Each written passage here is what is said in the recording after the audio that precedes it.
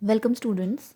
In today's lecture, we are going to continue the explanation of the short story, The Gift of the Magi, written by O. Henry. So, in the previous lecture, we have already started the explanation, and we have read that in this story, there is a poor couple, Jim and Della.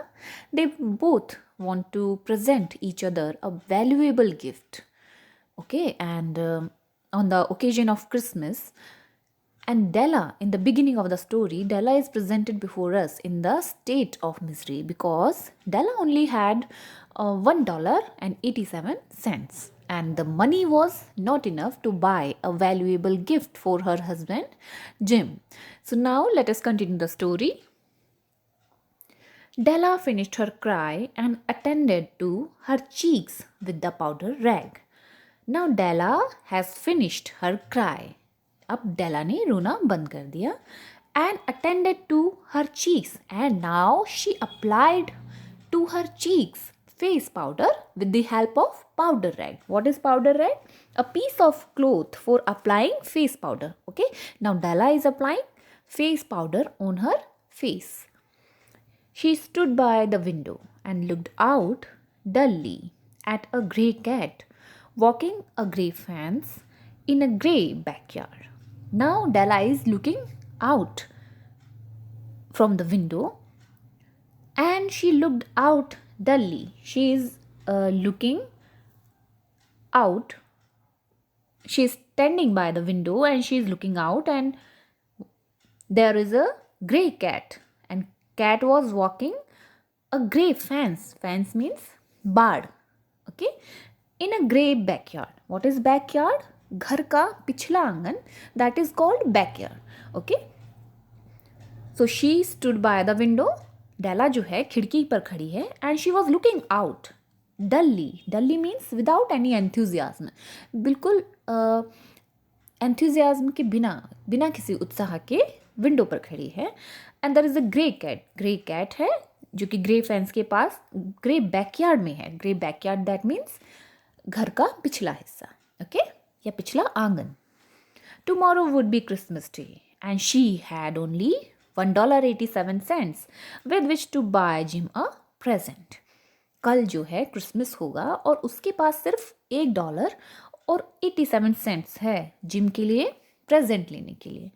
Present means तोहफा. She had been saving every penny she could for months with this results. Although Della is saving every penny, वो एक एक पैसा बचा रही थी. She could for month, वो भी बहुत महीनों से, जितना वो कर सकती थी. With this result, और परिणाम उसका क्या था? $1.87. $20 a week doesn't go far. Now the income of the couple was $20 a week, and that was not enough. Okay, because expenses were high, right? Expenses means घर का खर्चा. Okay, expenses had been greater than she had calculated. जितना डेला ने अनुमान लगाया था उससे कहीं ज़्यादा खर्चे थे. They always are. The expenses are always greater than we think, right? Only $1.87 to buy a present for Jim. डेला के पास सिर्फ $1.87 थे जिम को प्रेजेंट देने के लिए. हर जिम, उसका gym. Many a happy hour she had spent planning for something nice for him. Now Della was planning for many a happy hour she had spent planning for something nice for him. Della जो थी उसने कई घंटों बिताए थे ये plan करने के लिए जिम को कुछ अच्छा गिफ्ट देने के लिए. Something fine. She wanted to gift him something that is fine and rare and sterling. Sterling means something strong and something valuable, जिसका कुछ महत्व हो. Okay? Something just a little bit near to being worthy of the honor of being owned by Jim. कुछ ऐसा जो कि ये सम्मान पाने के लायक हो कि वो जिम को भेंट किया जा सके. Right? That means that something that was worthy of honor of being owned by Jim, जो कि जिम के लायक हो. There was a pier glass between the windows of the room. Now there is again a description of the flat in which the couple was living, right? There was a pier glass. Then what is pier glass? Pier glass is a narrow mirror hanging between two windows. एक संकरा सा mirror होता है जो कि दो Windows के बीच में लटका हुआ था. That is called pier glass. Okay. So in her flat there was a pier glass. There was a pier glass between the windows of the room. एक pier glass था विंडोज के बीच में. Perhaps you have seen a pier glass in an $8 flat. और शायद आपने $8 flat में pier glass देखा भी होगा. A very thin and very agile person may, by observing his reflection in a rapid sequence of longitudinal strips, obtain a fairly accurate conception of his looks. A very thin means patla, and very agile means furtila, fast. Person may, by observing यानी observe करना, and his observing his reflection. What is reflection? Reflection is प्रतिबिंब. Okay, in a rapid means तीव्र गति से. Sequence is क्रम में. Of longitudinal strips, longitudinal lengthwise, okay, लंबाई में. Strips यानी पट्टियाँ, पतली पतली. Longitudinal यानी लंबाई में. Obtain यानी प्राप्त करना. A fairly accurate, सही अनुमान. Conception means idea of his looks, अपने looks का.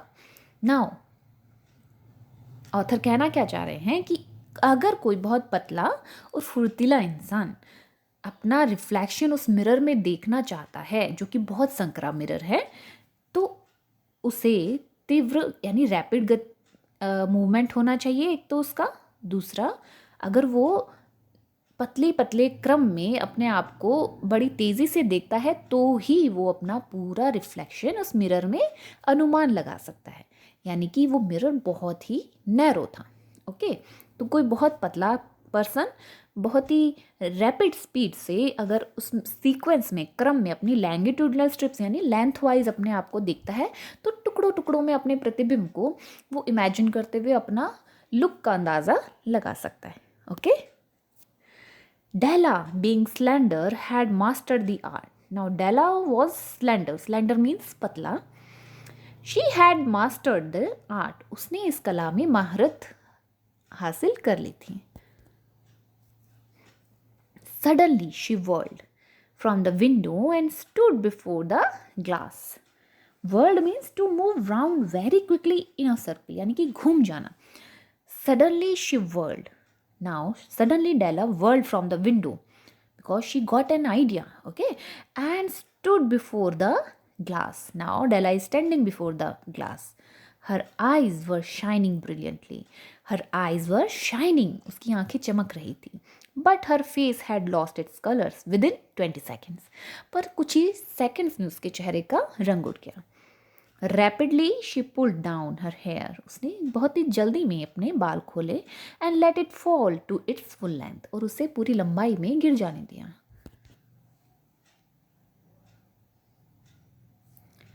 Now there were two possessions of the James Dillingham Youngs in which they both took a mighty pride. Now, the Dillinghams, there were two possessions. What is possession? Something valuable. कुछ बहुत ही कीमती चीज़ें थी. किसके पास? Dillingham Youngs के पास. Youngs means couple के लिए है. Okay. Now there were two possessions of the James Dillingham Youngs. That means Mr. or Mrs. Youngs. That means gym और डेला के पास दो चीज़ें थी जो कि उनकी प्रीशियस पोजेशंस थे. In which they both took a mighty pride, जिसपे उन दोनों को बहुत ही गर्व था. One was Jim's gold watch. One of these possessions was Jim's gold watch. That had been his father's. That had been his father, जो कि उसके पिता की थी, एंड हिज ग्रैंडफादर्स, और उसके दादा की. The other was Della's hair, and the second thing was Della's hair. Had the Queen of Sheba lived in the flat across the air shaft, Della would have let her hair hang out of the window someday to dry just to depreciate her majesty. Her majesty Queen of Sheba के लिए आया है. Her majesty's jewels and gifts. अब author कह रहे हैं कि अगर ऐसा होता, क्या होता? Had the Queen of Sheba lived in the flat across the air shaft. What is air shaft? Air shaft is a narrow gap between two buildings. दो बिल्डिंग्स के बीच में एक संकरी जगह जो होती है, that is called air shaft. Author कह रहे हैं कि अगर एक air shaft across the air shaft means उस एयर शाफ्ट के पार किसी दूसरे फ्लैट में क्वीन ऑफ शेबा रह रही होती. And who is queen of Sheba? She was a famous queen of South Arabian kingdom. Okay. Della would have let her hair hang out of the window. और Della अपने जो बाल हैं उसे window से बाहर यूं हैंग होने देती. हैंग यानी लटकना. Someday किसी दिन to dry सुखाने के लिए. Just to depreciate her majesty's jewels and gifts. तो वो उसके जो खूबसूरत बाल हैं वो डेप्रिशिएट कर देते. Depreciate means depreciate is to become less valuable over a period of time. यानी कि कोई चीज़ का महत्व कम हो जाना. ओके. सो अगर डेला अपने बाल विंडो के बाहर हैंग करके किसी दिन सुखाने के लिए खड़ी हो जाती तो वो जो हर मैजेस्टी किसके रहा है? Queen of Sheba. तो वो क्वीन ऑफ शेबा की ज्वेल्स और गिफ्ट्स को भी डेप्रिशिएट कर सकती थी. इतने खूबसूरत डेला के बाल थे. Okay. Had King Solomon been the janitor with all his treasures piled up in the basement. Had और दूसरी कंडीशन बता रहे हैं कि अगर King Solomon, who was King Solomon? He was king of the Hebrews के राजा थे King Solomon. Being the janitor, अगर King Solomon janitor होते, janitor means caretaker of a building, okay? और with all his treasures और अपने खजाने को piled up means to accumulate यानी कि ढेर लगा देना. in the basement जो तहखाना होता है वहाँ पर उसने अपने ट्रेजर को अगर पाइल अप किया हुआ होता तो gym would have pulled out his watch every time he passed. और जिम अगर अपनी घड़ी को हर बार गुजरते हुए अगर बाहर निकालता जस्ट टू सी हिम, तो वो देखता. हिम किसके लिए आया है? King Solomon. Okay. Just to see him pluck यानी नोचना. एट हिज बियर्ड मीन्स दाढ़ी. फ्रॉम एनवी ईर्ष्या से. ओके. सो इफ कहना ये चाह रहे हैं कि डेला के जो बाल हैं वो क्वीन ऑफ शेबा के ज्वेल्स और गिफ्ट से भी बेहतर थे. और जो जिम है उसकी गोल्ड वॉच थी वो किंग सोलोमन की ट्रेजर से भी ज़्यादा बेहतर थी. Okay. So now Della's beautiful hair fell about her. अब हम फिर से डेला पर आ रहे हैं. डेला इस वक्त मिरर के सामने खड़ी है. She was standing in front of the mirror and now Della's beautiful hair fell about her. Now she is looking herself in the mirror, rippling and shining like a cascade of brown waters. और जैसे ही डेला ने अपने बाल खोले वो rippling that means ripples यानी लहरें. Okay. And shining means चमकते हुए. Like a cascade of brown water. Cascade means झरना ऑफ ब्राउन वाटर्स भूरे रंग के पानी का. जैसे ही उसने अपने बाल खोले वो किसी भूरे रंग के पानी के झरने की तरह लहराते और चमकते हुए उसके पास लहराने लगे. इट रीच्ड बिलो हर नी, जो कि उसके घुटनों तक पहुंचते थे. And made it self almost a garment for her. और वो उसके लिए गारमेंट का काम कर रहे थे. किसके लिए? डेला के लिए. ओके.